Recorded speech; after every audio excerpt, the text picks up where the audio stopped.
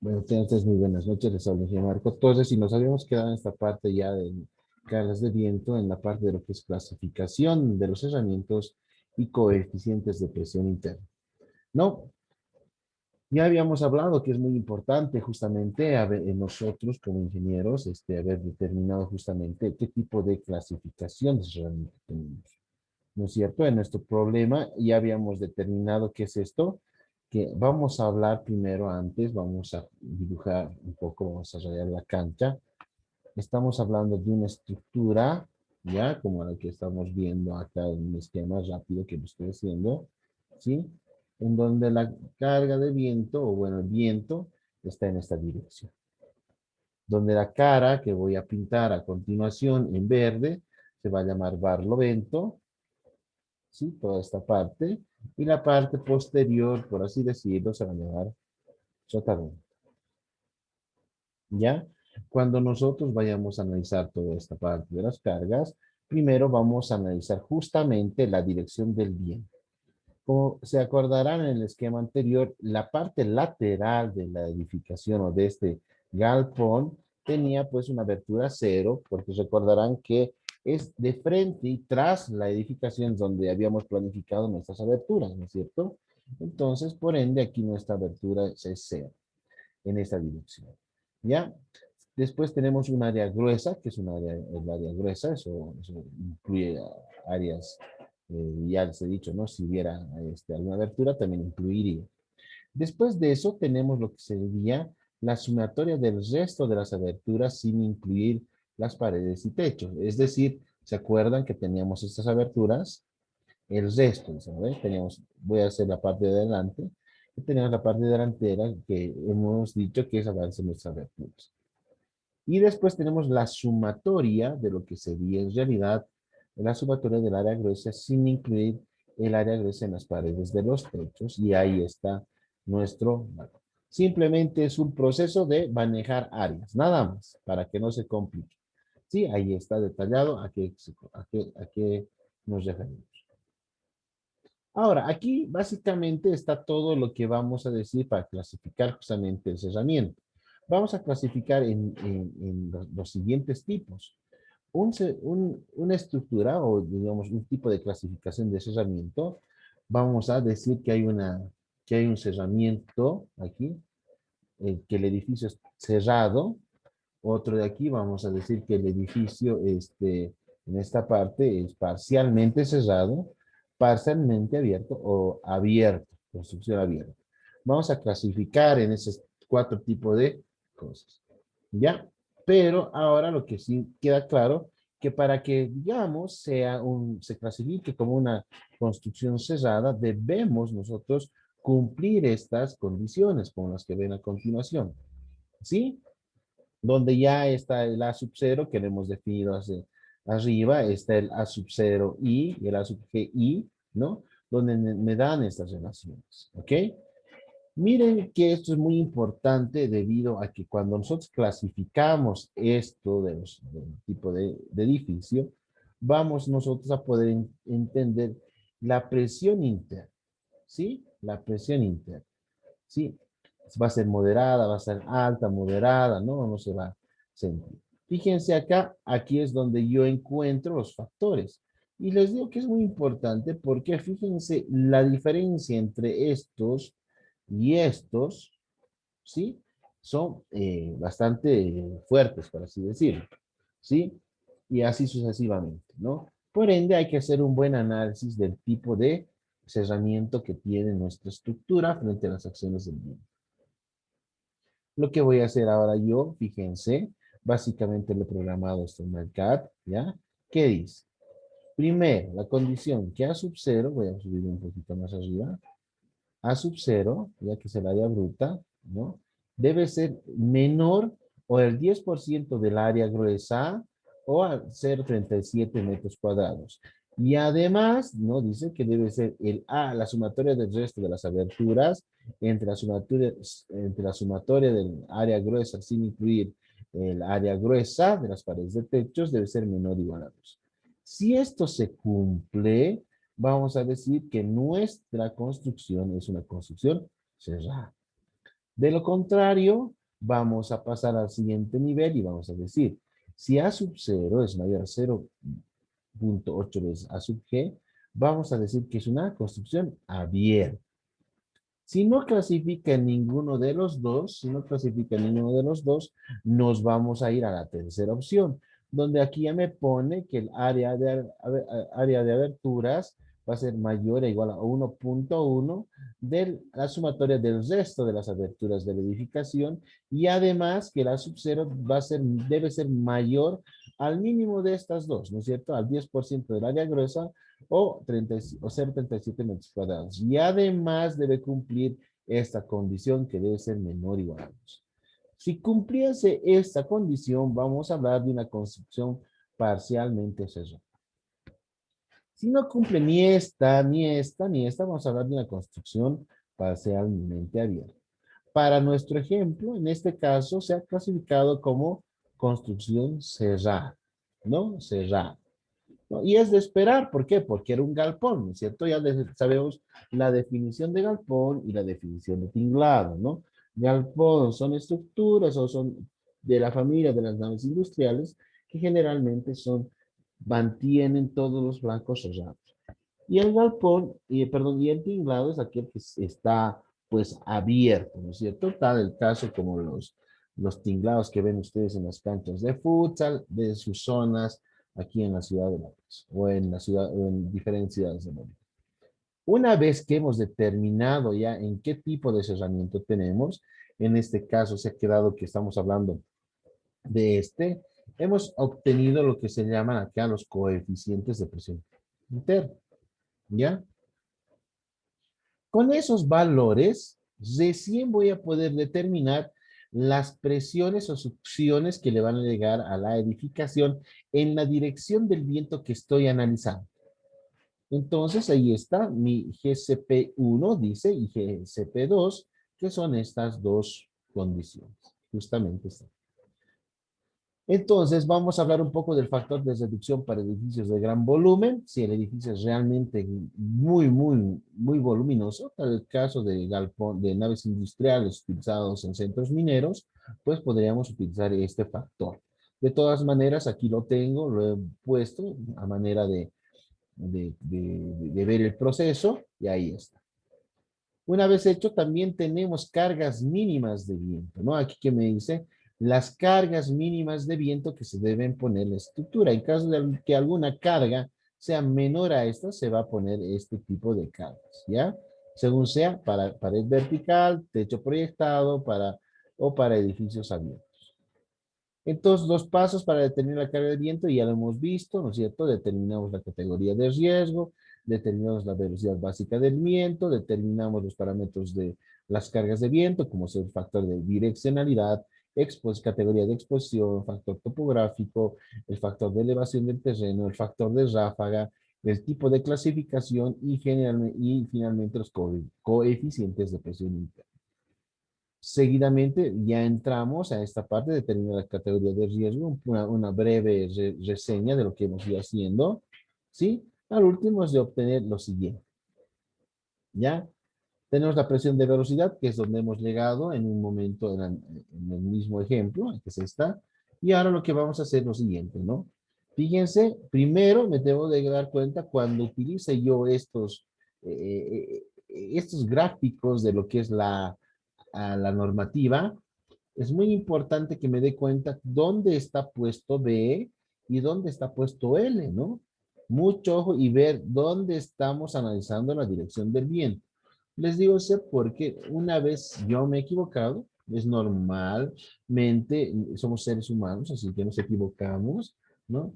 Así que gracias a un colega que me lo hizo notar y pues corregimos de manera anterior. Entonces vemos en función de nuestra dirección, que es B es 32 metros, que era el largo de nuestra estructura metálica, y L, que es 15.40. Hacemos las operaciones y aquí tenemos que L sobre B es 0.48 y en función a eso voy a sacar estos coeficientes. CPB 0.80, en sotaventos menos 0.5 y en laterales 0 menos 0.7. ¿Cómo lo obtengo? ¿ya? Además que tengo los coeficientes de presión para techos perpendiculares a la cumbrera, donde vemos que tengo la relación H entre L 0,51, ¿no? Donde L es 15,4 en este caso, barlovento y sotavento, ¿ya? Fíjense que para barlovento tengo dos coeficientes, ¿ya? Para sotavento solo tengo uno. ¿Se acuerdan en la presentación que les había mostrado que no aparece solo un envolvente, por así decirlo, de presiones y succiones, sino cambian? Es decir, que existe dos posibilidades en barlovento. Entonces, realizada ese análisis, ¿cómo lo voy a hacer? Fíjense, ya, acá están justamente los valores, justamente con L sobre B cuando estamos en la dirección del viento está sobre la pared. Son todos los valores CP08, ¿no? Lo voy a agrandar un poquito para que se pueda notar. A ver, vamos a intentar que se note un poquito mejor. ¿Ya? Sí, como pueden ver acá. Sí, estamos viendo, ¿no? Se nota. Vamos a cambiar de... ¿Ya? Fíjense acá, tengo justamente lo que sería para, para las paredes, me da un 0,8. Cuando tengamos barlovento, según la relación, estamos entre tal, me va a dar 0,5, ¿sí? Y así sucesivamente vamos a encontrar para este valor un solo valor 0,7 y para este otro valor, ahí lo tenemos, están los que hemos calculado. Para el otro lado tenemos también la presión de techo, cuando hemos dicho, ¿no es cierto? H entre L, ¿no? Hemos sacado, H entre L, si no me equivoco, estaba por acá, llegamos, y fíjense, para barlovento encontramos en función del ángulo el valor que sea necesario. Si está entre este y este, es permitido aquí una interpolación lineal, no sea mucho problema, y para sotavento, pues ahí están en función de los ángulos, ¿no es cierto? Para 10, para 15, para 20. Y al último, si tienen un valor intermedio por ahí, también es válida la interpolación lineal. Entonces, realizando esas operaciones, se ha obtenido estos valores, ¿no? Estos valores que ustedes ven acá, ¿no? Este 0,8 que le había mostrado, el sotavento 0,5 y en lateral es 0,7, ¿ya? Justamente lo que les decía, en función de HL, esto ya no solo es un valor, sino es dos valores para barlovento y un paso para el. Y entonces empezamos a hacer las presiones en las paredes. Primero, de una distancia de 0 a 4,6 metros, utilizamos la tabla 26-10-1 y nos va a salir que la presión ahí es 0,15 y la presión 2 es 0,28. ¿Sí? Después tenemos de hasta 6 metros, fíjense, a 6 metros, nuevamente nos referimos a esta tabla y encontramos una presión ya no de 0,10. Es decir, lo que está pasando aquí es que si yo tengo esta pared, ya, te voy a exagerar un poquito, hasta los 4,6 tengo esto, y de ahí para adelante tengo otra presión, ¿sí? Lo que habíamos visto eh, en la anterior clase. Y así vamos a ir viendo ya para las presiones ahora barlovento, ahora sotavento. Nuevamente hacemos esta comparación, nuevamente ahí está, dos valores, ¿sí? Y después vienen las presiones en las paredes laterales, ¿no? Que están ahí acompañadas. P1, P2. Presión a barlovento en el techo, las mismas fórmulas. Ustedes van a tener, como se darán cuenta, no es muy complicado, pero sí tienen ciertas combinaciones, ¿no? Una vez hecho eso, voy a obtener lo que les había mostrado en la anterior clase, que es justamente, déjenme ver esto de acá, esta, una distribución similar a esto, ¿no? ¿Se acuerdan? Primero acabo de hacer esto, he hecho un primer caso donde tengo, a ver, aquí lo vamos a poner si estamos bien. Aquí tengo un valor y después tengo aquí, cambian mis valores, ¿no? Y así sucesivamente vamos modificando. Fíjense, es 12, 3, 11, 14, 12, 3, 11, 14. No se ha modificado aquí, pero ¿quién me está modificando aquí? En este caso es succión, ¿no es cierto? En este caso también es succión de otro valor. En este caso es succión también y en este caso también es succión. Aquí tengo 17,8, aquí tengo 17,8. ¿Ya? Y así vamos analizando lo que pasa. ¿ya? Para otro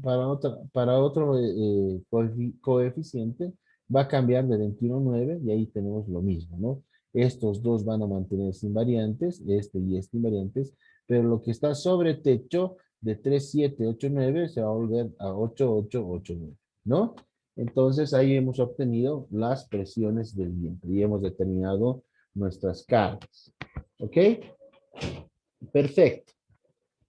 Bueno, habiendo visto ya cómo es el procedimiento, de todas maneras van a tener esas hojas para que ustedes lo puedan analizar de una manera más tranquila.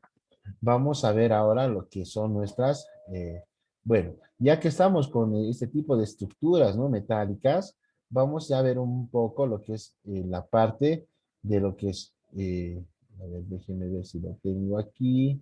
Ah, aquí arriba. Algo también que estábamos viendo era justamente los predimensionamientos para galpones, ¿no? Que no hemos visto en la anterior clase, se me ha ido, mil disculpas, pero ahora lo veremos. No, bueno, vamos a hablar justamente de las distribuciones. Ahí fíjense en la figura de la derecha, tengo disposiciones como ser la Pratt o la Warren con montantes y también tengo la Warren sencilla, ¿no es cierto? Entonces, estas se han demostrado que tienen ciertas ventajas, ¿no? Pero, sin embargo, vamos a leer un poco. Dice aquí, tradicionalmente las estructuras planas en celosía se han diseñado adaptando su geometría al diagrama de momentos flectores soportados, buscando como objetivo la optimización de los materiales. Hoy en día es bien sabido que en la mayoría de los casos son los costes de mano de obra presentes en mayor o menor grado en todas las fases de la construcción de la estructura, el factor que más influye en todo el trabajo. ¿Ya? Por ello, y en general, la celosía más económica es aquella que presente una geometría con cordones paralelos y el menor número de barras de relleno entre ellos. La consecuencia es diagonales de igual longitud y con el mismo ángulo de encuentro en los cordones, además de un número de unos nudos a ejecutar. ¿A qué se refiere todo esto? No, lo que me está diciendo esto es que debo buscar una configuración sencilla. Eso me está diciendo. Por eso al buscar el paralelismo, al buscar una modulación, me está solicitando que mi estructura sea lo más sencilla posible. Porque no se trata aquí ya de ahorrar solo la parte del acero, ¿no? Antes se tenía la creencia que mientras más optimicemos el acero, la estructura nos iba a salir más barata. Sin embargo, y eso ustedes saben como ingenieros practicantes en ingeniería, que nosotros, mientras más rápido ejecutemos el proyecto, estamos ganando dinero, ¿no?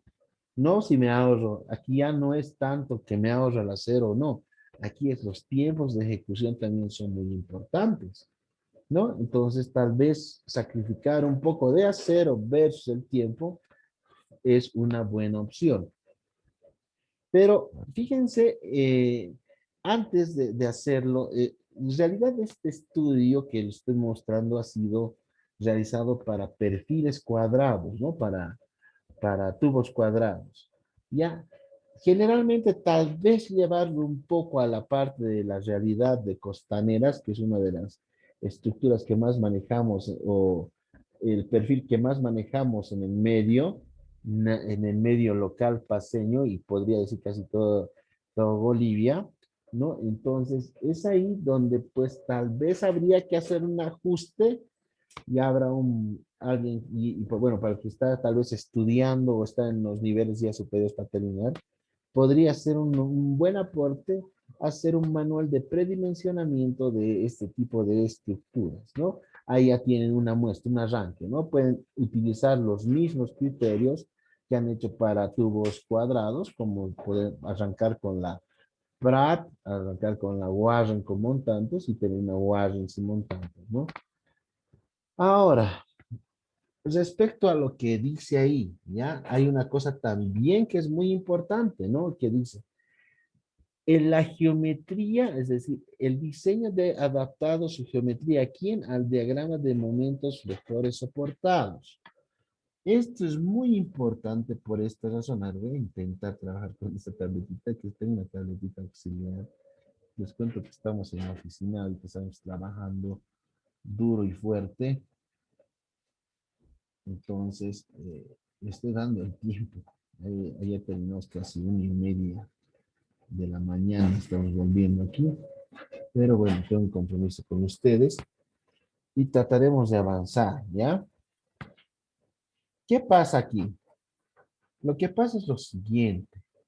Sí, si usted se da cuenta, ¿cómo podría funcionar esto a través de momentos, ¿no? ¿Qué va a pasar? Vamos a hacer de una manera tal vez un poco amigable. Vamos a tratar de que esto se haga. Voy a tratar de dibujar solo esta parte, ¿ya? Ya, este es nuestro diagrama de momentos, ¿sí? Ok. No estoy viendo aquí nada, si es Prats, si es Warren, nada. Pero lo que sí tengo entendido es que aquí voy a tener unos momentos, ¿no? Si hablo una configuración de un tipo FEM, ¿cierto? Sí, ok. Si esto está así, si esto está así, eso. Aquí para esta parte, lo que me va a interesar es lo siguiente. Para yo hacer una configuración, y eso les pongo, ¿qué voy a esperar de acá? Tal vez aquí el momento sea menor aquí, tal vez el momento aquí es mayor, y eso es lo que usualmente se necesita. La recomendación, voy a borrar esto, creo que está mal voy a hacer mejor con esto. La recomendación, ¿qué me dice? Que esto debería ir bastante modular, ¿cierto? Algo así. ¿No? Para evitar que costes, ¿ok? Sí, sin embargo, hay una situación también que hay que saber. Al haber de modulación, también no significa que por hacer algo así, lo voy a poner así, por hacer algo así, disculpen que no haya entrado al nudo, ojo, ¿qué pasa? Aquí no llega una, no verifica otra cosa, no verifica otra cosa, no verifica otra cosa, no verifica y le están metiendo ahí como una, una pata de gallo, ahí le están poniendo. Estéticamente pues, se ve horrible, ¿no? ¿Cierto? Entonces, ¿qué vamos a hacer? Vamos a borrar.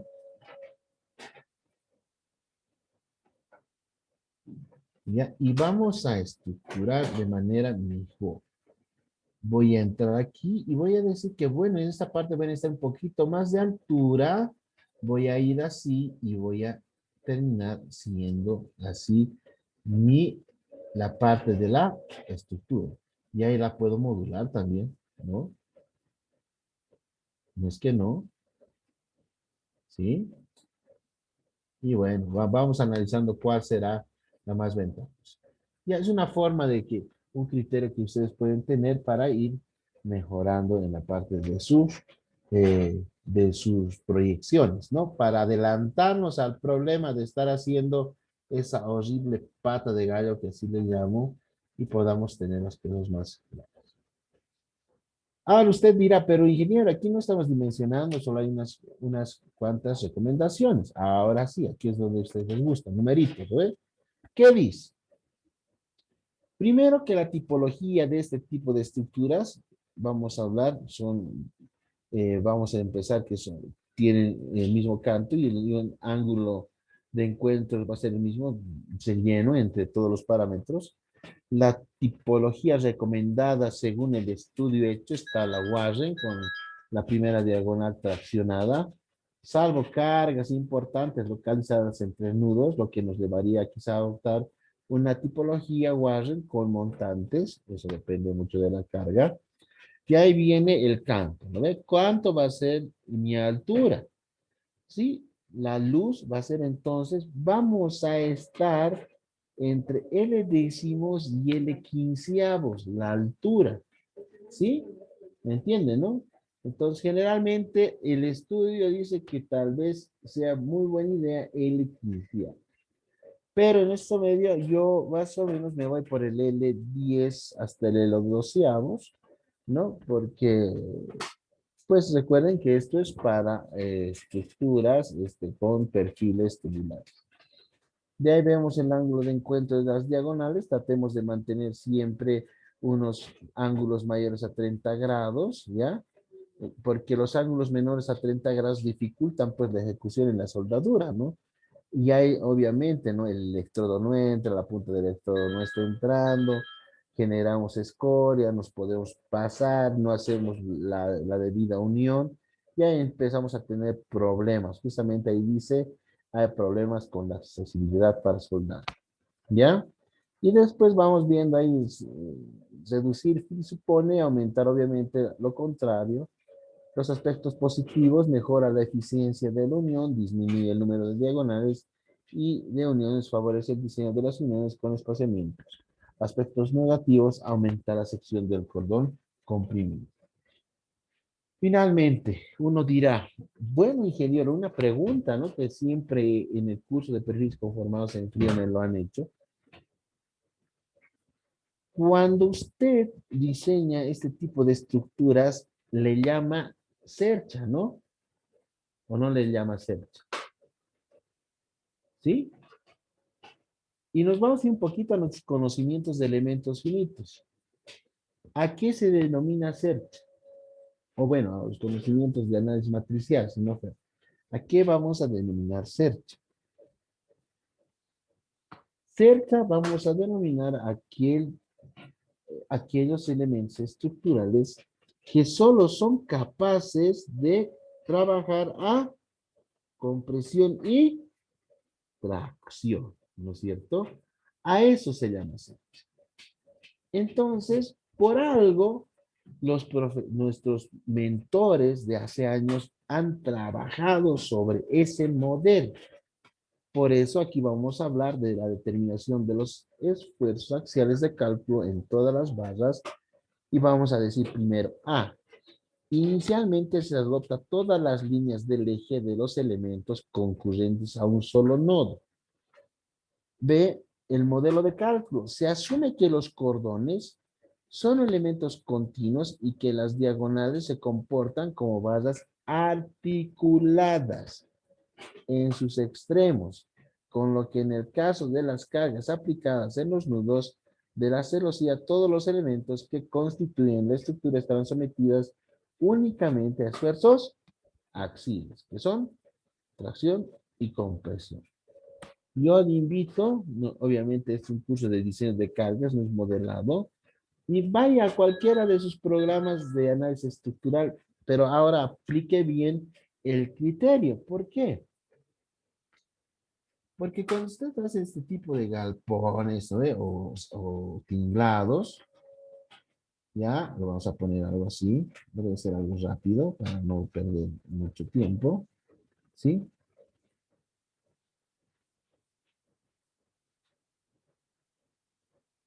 Vamos a tratar de hacer esto bastante elegante primero.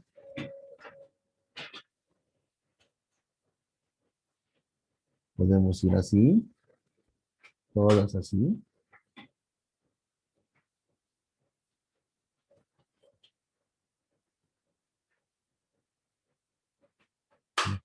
Yo voy a respetar el principio. Ojo que aquí faltaría haberlo puesto así bien bonito, ¿no? Por cuestión. Yo voy a respetar el principio que me está diciendo esto, lo que me acabo de leer, ¿no? Que para esto que funcione, la única forma para que esto se comporte como una celosía o próxima a ella es que las cargas lleguen ¿a dónde? A los nodos. Significa que cuando yo ponga aquí mis correas, o sea, la distribución que usted escoja, ¿no? Aquí no estamos hablando de distribución, nada. Pero aquí lo que yo voy a querer, voy a poner más rápido. ¿Qué voy a garantizar con esta distribución de mis correas? Que las cargas van a llegar a un punto nodal. Sí, llegar a un punto nodal. Sin embargo, lamentablemente, porque como el programa todo aguanta, todo lo puede ver, como es como el amor, ¿no? Es incondicional, todo lo aguanta, todo lo lo sufre, ¿no? Así es, ¿no? El programa. Entonces, acá, ¿qué le ponen? ¿No? A la que vino, ¿no? Aquí, si llego aquí, bien, si no llego aquí, bien. Bueno, mi ingeniero igual no nos va a calcular pues el programa. No, pues, hagamos las cosas como tienen que ser, ¿no? Modulemos, hagamos una adecuada estructuración para que nuestra cercha tenga el comportamiento de cercha o cerca a él. Si usted pone, ubíquese la sensibilidad que tiene los perfiles conformados en frío a flexión. Peor aún cuando le pone la configuración con la que están acostumbrados a trabajar. Eso tienen que tener muy en cuenta a la hora de hacer justamente su predimensionado y su estructuración. ¿Ya? Entonces, no vamos a entrar más a detalle porque eso hablaríamos mucho tiempo sobre esto, pero para que ustedes lo tengan claro. Ahora, pasándonos ya, vimos viento, ya hablamos de esta carga, nos vamos a las cargas, ya vimos todo este procedimiento, nos vamos ahora a las cargas laterales del terreno. Ustedes me dirán, ingeniero, pero las cargas laterales del terreno, pucha, fácil pues, tranquilo y se acabó, ¿no? Hacer creer que el terreno es un fluido, o sea, y listo, ¿no? No, señores, fíjense esta hermosa fotografía que es camino a Tarija, de Potosí a Tarija. Vemos ahí justamente ya esta, ¿no? Todo, quiero que se centren en este lugar, ya donde podemos observar claramente algo muy similar a esto,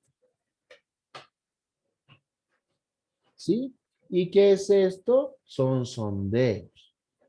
Este es el perfil estratigráfico que se ha obtenido de sondeos que han sido de un pozo, 2 y 3. Y se ha hecho el modelo de la estratigrafía, ¿sí? Y es muy similar a lo que se podría ver en la naturaleza. La naturaleza es tan hermosa que nos muestra que tenemos. Y al último, ¿de dónde sale eso? De aquí, este modelo, ¿ya? Y como podemos ver, el terreno pues no es una sola cosa, ¿no?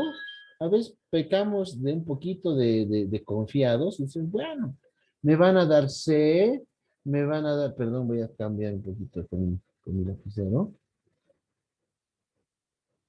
¿Qué hice? ¿No? Me van a dar C, ¿no? Me van a dar phi, me van a dar gamma y ok, ya puedo calcular los empujes. Sí, pero el problema no está en que le den a usted C. El problema es ni que le den C, ni que le den phi, ni que le den gamma, que es cohesión, ángulo de fricción interna y peso unitario. Se debe entender qué tengo como terreno. ¿Cuáles son las connotaciones? Fíjense, si ustedes lo ven rápidamente, aquí tengo un suelo más cohesivo, de pronto aparece ahí una parte más granular, fíjense aquí por este lado hay gravas, arenas, fíjense los colores, va cambiando, no solo en cuestión, por así decirlo, granulométrica, mineralógica también, contenidos de humedad, etcétera, etcétera. Entonces, yo no puedo decir pues que el suelo es esto, ¿no? ¿Ok? Debo tener un juicio coherente a la hora de obtener estos parámetros o por lo menos entender de dónde llegan, ¿sí? Lamentablemente, muchos laboratorios en el medio tienen una deficiencia bastante fuerte en la obtención de la caracterización del suelo, como también hay muy buenos, ¿no? Entonces vamos a limpiar. ¿Ya? Si ustedes pensaban que en esta parte de empuje de tías yo les iba a hablar de una formulita, olvídense, no va a ser así. ¿Por qué? Ahora, una cosa viene ahí. Hay parámetros para determinar este empuje de los suelos. Y esto es lo que nos dice el profesor Lomland y es bien cierto. A los ingenieros geotecnistas no les interesa. Esto es, les hago el preámbulo. Esto es de un congreso donde él habla sobre qué es la cohesión y qué es, pues, ¿no? la fricción, ¿no? Hablaba de cohesión, lo están relacionando con algo pegajoso, ¿no? Y fricción con algo áspero, ¿no? Entonces, de ahí viene el comentario que dice a los ingenieros geotecnistas, no les importa el suelo pegajoso, ni, o si tiene fricción. Al ingeniero, ya los ingenieros quieren saber cuál es la resistencia al corte de un suelo para uso en cálculos y diseño. Fíjense la connotación solo en esas palabras. Por eso dice acá, el término C se denomina cohesión, le han puesto cohesión. Y al término phi le han denominado pues ángulo de fricción interna. Estos términos se utilizan para calcular la resistencia del suelo. No están necesariamente destinados a describir la apariencia física del suelo. No están necesariamente destinados a describir la apariencia física del suelo. Ahora, les muestro aquí una forma de las curvas de esfuerzos de formación. Cuando vamos a hablar, por ejemplo, ahí está una parte de un punto de pequeñas deformaciones, ¿no? Ahí tenemos una parte de un parámetro pico de las deformaciones. Tenemos una parte donde estamos hablando de unos parámetros residuales, ¿no? También hay el parámetro crítico.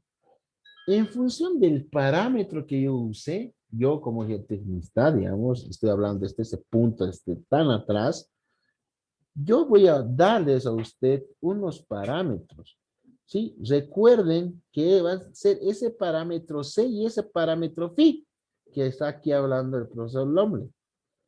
¿Para qué? Para obtener justamente, ya, justamente en función de la ecuación de Mohr-Coulomb, la ecuación de resistencia al corte o cizallamiento del suelo. Cuando hablamos, por ejemplo, de un suelo estándar, se utiliza una ingeniería técnica, podemos utilizar esta forma. La fuerza también determinada para una prueba de saneamiento drenada se puede presentar de la siguiente manera, y ahí está la fórmula. O con una serie de pruebas rápidas no drenadas, la resistencia del suelo se puede expresar en términos de C, solamente de C, porque phi es igual a 0. De la siguiente manera, como pueden ver ahí, es una condición no drenada. Ahora la pregunta es, pues, cuando yo vaya a hacer mi cálculo, yo estoy consciente en qué condición está el suelo, si está en una condición drenada, puede ser, no drenada, ¿no? ¿Sí? Claramente dice aquí, las condiciones de saturación del suelo y drenaje son muy importantes, porque estas directamente relacionadas con la resistencia ¿a quién? Al corte. Recuerde que la ecuación de tensión efectiva desarrollada por Terzaghi es la siguiente, ¿no es cierto? Entonces, la resistencia al corte del suelo depende de la tensión efectiva. Y las tensiones efectivas dependen de la presión del agua de los poros en el suelo durante el corte. ¿Qué me está queriendo decir aquí? Que la carga no es agarrar la ecuación de Rankine o de Coulomb o de Masidriani o de que venga, ¿no? Aquí no es eso. Aquí la cosa es encontrar la carga que esté, el empuje que se acomode al momento o a las etapas que va a sufrir el empuje una estructura, ¿ya? Entonces eso es muy importante, porque ustedes ya saben, pues ranking, la forma ya la saben, Coulomb ya la saben, pero aquí les quiero llegar y quiero con esta parte, pues, mostrarles que hay otra cosa que ustedes también tienen que ver, ¿no? No como alguna vez, hasta ahorita miren que se me queda tantos años cuando un amigo me decía, ah, moritos, papitas fritas, o sea, que realmente unas palabras que llevaban mucha, no sé, que digamos, mucha falta aún de sabiduría, ¿no? En el camino. Y obviamente ya hablamos, fíjense, aquí estamos hablando un poquito del parámetro K, ¿no? ¿Cuál es ese parámetro, no? Sean los coeficientes de empuje activo, pasivo o en reposo, ¿sí? Y van a tener que ver también esos parámetros, no porque salga de una tabla, ¿ya? Porque es igual, lo mismo, ¿no? No es porque salga de una tabla, tiene que ser tomados con bastante cuidado. Por eso me gusta mucho mostrar la imagen de la izquierda, porque en realidad noten cómo varía en función del tipo de suelo. ¿Sí? ¿Cómo varía ese parámetro? ¿Sí? Donde lo que está a la derecha, es puntos negros a la derecha, son justamente los valores donde el movimiento de la pared versus la altura de la pared, pues ha alcanzado los límites y ahí hemos obtenido el K activo. En la parte de las, donde está K, justamente está la parte de K en reposo y en la izquierda los puntos negros son las partes donde hemos obtenido ya ese K pasivo. Y bueno, a la derecha aparece ya esa misma tendencia de curva, pero ya mostrado en términos de esfuerzo efectivo horizontal, ¿no? Finalmente, ¿para qué nos sirve todo eso? Para encontrar lo que al último ustedes empiezan a buscar y todos hemos encontrado. ¿Qué es eso? ¿Ya? El empuje. Fíjense, el empuje en reposo, que es este, lo vamos a poner como parte de la acotación. Este es el empuje en reposo. El empuje en reposo va a ser mayor a lo que nos puede dar el empuje activo y va a ser menor a lo que nos va a dar el empuje pasivo. Eso hay que tener en cuenta. La pregunta para ustedes, ¿cuándo usan empuje en reposo? ¿Cuándo utilizan empuje pasivo? ¿Cuándo utilizan empuje eh, eh, activo, ¿no?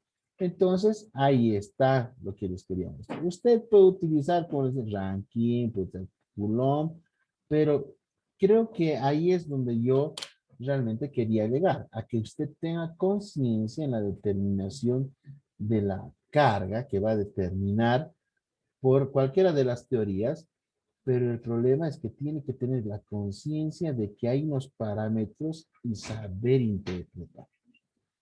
¿No? Antes de entrar y generar esos diagramas, ¿no? Porque la matemática lo va a hacer, pues, ¿no? Son parámetros, números y va a dar. Pero antes de llegar a este producto, yo debo de, pues, haber analizado previo el resto. Perfecto. Hablaremos también ahora de lo que es cargas vivas, ¿sí? Cargas vivas. Y con esto vamos a culminar esta hora. No he querido, como decir, suspender, pero todavía estamos con bastantes cosas que hacer. Todavía tengo también otra actividad que seguro hoy día amanecemos con el permiso de ustedes. Vamos a hablar de lo que es la carga viva. En lo que es la carga viva, fíjense, me parece muy acertada esta situación. ¿Sí? Las cargas vivas son de naturaleza transitoria y varían en magnitud a lo largo de la vida de una estructura. Los estudios han demostrado que las cargas vivas en los edificios constan de una parte sostenida y otra variable, ¿no? Aquí hay bastante ambigüedad, ¿no? La porción sostenida se basa en el uso diario general de las instalaciones y generalmente varía durante la vida de la estructura debido a modificaciones tanto de los inquilinos y los cambios de ocupación. Es decir, un día está aquí mi sala, tiene esta disposición de mi librero, al día siguiente cambian también de librero a librero, cambian, ¿no es cierto? Ahí está la carga, ¿no? Es más o menos como mi esposa me tiene acostumbrado cada mes cambiar mi librero de un lado a otro. Ella es artífice de las cargas vivas que pasan en mi casa. ¿Ya? Ok, en esa parte. Ahora vamos a ver, por ejemplo, también, ¿no es cierto? ¿Ya? La porción sostenida se basa al diario general de las instalaciones, generalmente varía durante la vida de la estructura debido a las modificaciones de los inquilinos y los cambios de ocupación. La porción variable de la carga viva se crea normalmente por eventos como las remodelaciones, los almacenamientos temporales, eventos inusuales similares, ¿no? Cambiar cambiar el mobiliario, ¿no? Mover un poco las cosas para que no esté todo monótono, ¿no? Entonces, ahí va cambiando, ¿no? Las cargas vivas. ¿Qué cargas vivas? Por ejemplo, en una oficina de un abogado, ¿no? Tendrá sus escritorios, sus libreros de un tipo. Esa oficina termina de ser de un abogado, ahora pasa a ser un estudio para arquitectos, ya tendrá su plotter, tendrá igual nuevamente su mesa de dibujo, cambia, ¿no? Entonces, a eso se refiere a todo ese cambio sostenible. Eso ya lo han ido analizando, obviamente, en las normativas y todo lo que ustedes han podido ver, y nos da justamente la norma AC, ya la tabla 4.31, ¿no? Que también contiene las cargas vivas mínimas, uniformes y concentradas, que el contenido que está en la tabla 1607.1 de la IBC, ¿ya? Que es el mismo en su gran parte, ¿ya? Y también está en la misma norma ACE, la C 4.3-1. También puede utilizarse como una guía para establecer las cargas vivas para las ocupaciones más comunes de la tabla C3, C4.3 de la ACE, que contiene estadísticas de carga viva para algunas ocupaciones típicas. Aquí podemos mostrar ahora, ¿ya? Justamente la tabla 4.3-1, la que hablábamos ahí, donde fíjense que pues está ahí básicamente, ¿no? El uso o la ocupación, ¿sí? Ahí tenemos las cargas uniformes, ¿ya? Que están en kilonewton por metro. Notarán, por ejemplo, si yo voy aquí, me dicen apartamentos, mire la parte de residenciales, por ejemplo, ¿sí? En caso de accesos de sistemas de pisos, vamos a hablar, por ejemplo, de uso de oficina. Notarán que aquí tengo lo siguiente, ya tengo una carga que puede estar 240, ¿no? Esto estamos hablando en kilonewton por metro, ¿ok? Y así sucesivamente podemos encontrar las cargas mínimas según la normativa de la AC. Fíjense, por ejemplo, algo que pues para, como hacemos mucho de estructuras residenciales, aquí está lo que es residencial, y ahí está justamente lo que nos dice, ¿no? Algunos valores como ser para todas las áreas, excepto, fíjense, residenciales, habitaciones, sala, comedor, no me dice ahí, está ahí justamente que puede utilizar 1.92. ¿Cuánto utilizamos nosotros? Redondeamos al 2 kilonewton por metro cuadrado y así sucesivamente. Ahora hay obviamente lugares públicos, ¿no es cierto? En donde ya me exige, ¿no es cierto? La normativa no poner 2, sino es poner casi 5, ¿sí? En los corredores de servicio público, en las habitaciones, me pide 5. Es decir, que esa praxis, fíjense, donde voy a poner, por decir, es un ambiente, para que no voy a inventar algo ahora. Sí, tengo ahí un ambiente, tengo ahí una habitación, tengo, no sé, escaleras y de pronto tengo un corredor, ¿no? Y así sucesivamente. ¿Ya? ¿Qué tal si esta área es pública? Entonces estará cargado con otro, perdón, con otra carga. Es muy importante, al igual que hemos analizado las cargas muertas, ¿ve? Hay que saber dónde van a incidir, qué cargas van a incidir de la carga viva en la estructura, ¿no? Aquí puede ser que sea esta, ¿sí? Y pues bueno, las escaleras tendrán otra incidencia de carga y así.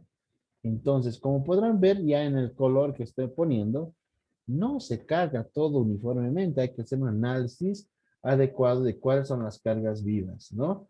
Me dice ahí Berti en hospital. También en hospitales. En hospitales más que todo se debe respetar mucho esto, Berti, ¿no?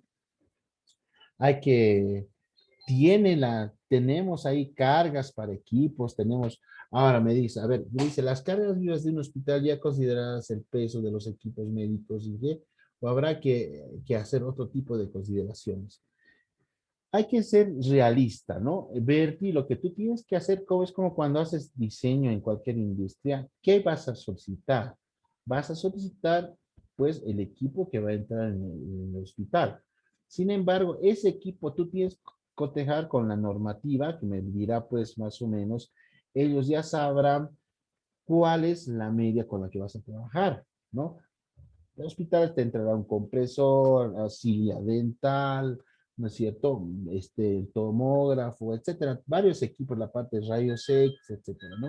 Para eso está también aquí, no sé si está acá, te puedes referir aquí a lo que es en esta misma tabla, ahí está para hospitales, residenciales, penales, instituciones de reclusión, hay, ¿sí? Entonces tienes que hacer, pero es sano que si hay la posibilidad, y no está muy difícil, que sepas más o menos ver y solicitar, ¿no? Al fabricante los pesos, te lo pueden dar. Es igual que cuando pones un transformador en una losa, o vas a poner unos compresores, o vas a tener que poner las mismas, las mismas máquinas para los elevadores, ese tipo de cosas, ¿no? Porque recuerda que en algún momento también son cargas puntuales, ¿no?